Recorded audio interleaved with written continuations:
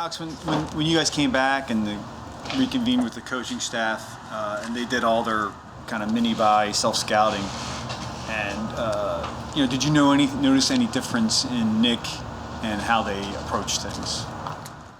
I think just more. I think they just kind of told us everything where we were at.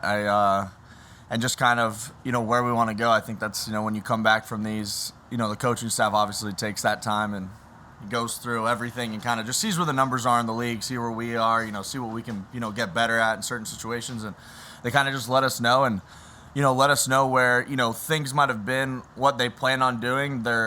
Those things might be happening, but it's not, the team's not winning from it, so maybe we need to change those things. So it was obviously just a conversation that they had with the team that was helpful both ways. So did Nick have a general meeting with the team on Monday? Were you guys here Monday?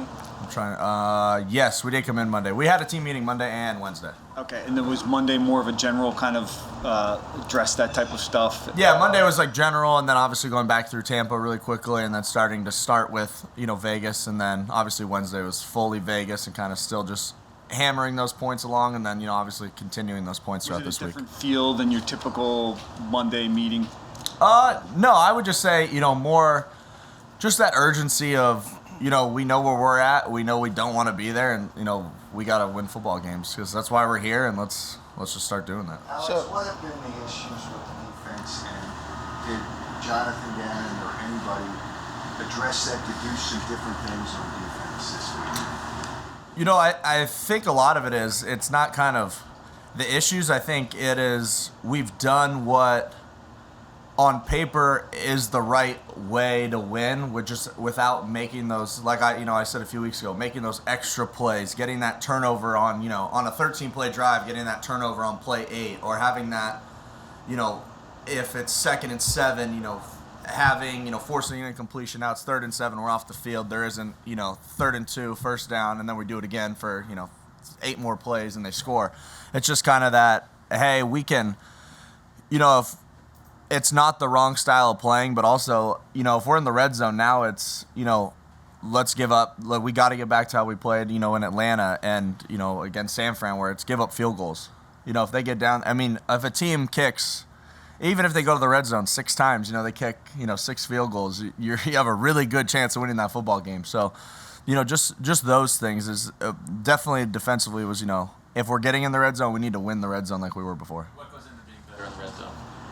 Being better in the red zone, playing tighter, just being in the right spots, knowing the sense of urgency when you're down there. It's kind of like playing on, 3rd and medium when you get to the red zone the entire time. And so, just those things, being better at it, on Fridays in practice, just all the little things, getting back to that, compete all day and kind of, hold each other accountable because we all know we all want to win, and it's just kind of. Getting to that next step. We know we're there, and we all keep saying it, and we know it's coming, and we just gotta forget about it coming and go have it happen. So that's what JG kind of mentioned was situational football, getting better at situational football, which is always a big thing, obviously. But when he came back from the mini bye, was it more impressed? Was he focused on that even more? Yeah, I think, like I said, it wasn't like, we've been playing, just this terrible version of football and, teams are, beating us over the top and picking us apart where it's just like, you don't know where to start from. I think, we have the ground that we want to be on, just, those little things here and there that we need to do. And that the defense puts you in that situation to do. It's just, let's take that next step and, be the defense we want to be. Alex, when you took over last year, did you feel at times last year when you first started to really get starting that opposing offenses were looking your way or trying to target you because you were just kind of new to the lineup? I don't know. I think in the NFL, I think any team, kind of tries to throw the ball between the hashes. I think, it's obviously the easiest throw in football for a quarterback instead of throwing outside the numbers. So I think teams always attack the hooks. Obviously we were a strictly cover 3 team last year with Schwartz. And, that's where teams attack any cover 3 team. So, obviously it felt more, obviously last year than this year. Now that he's playing more, what are you seeing from Davion Taylor as far as, his ability to become an every down linebacker, or just I think his he's. knowledge? Yeah, he's just getting better every week. He's really young, like football wise. Not just age wise, but football wise, he's super young. It's kind of, the same thing. That started with Jordan 5 years ago now. I think as a young guy, especially in Davion's situation, when you're super athletic like that at Colorado, they don't care. They're gonna put you in the flat and tell you to go hit somebody, and you don't need to learn football all the time. But in the NFL, you're gonna have guys that are that athletic, but also they've been playing football since they were 7 and have the knowledge of, everything. So to kind of, speed that process up, obviously, Coach Rawls has done a, great job with it, meeting with them all the time and just seeing them care about it and, putting in all the work and then, just asking questions too. He asks us all the time, we help him out there and, it's just gotten better and better every week. How have your responsibilities changed with this scheme and this playing 2 deep safeties a lot?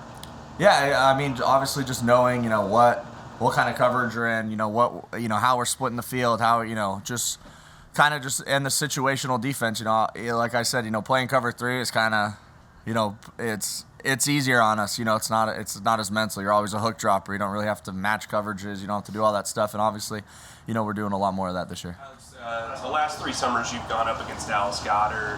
Why is he now ready to be this featured tight end in this offense? Man, Dallas is a stud.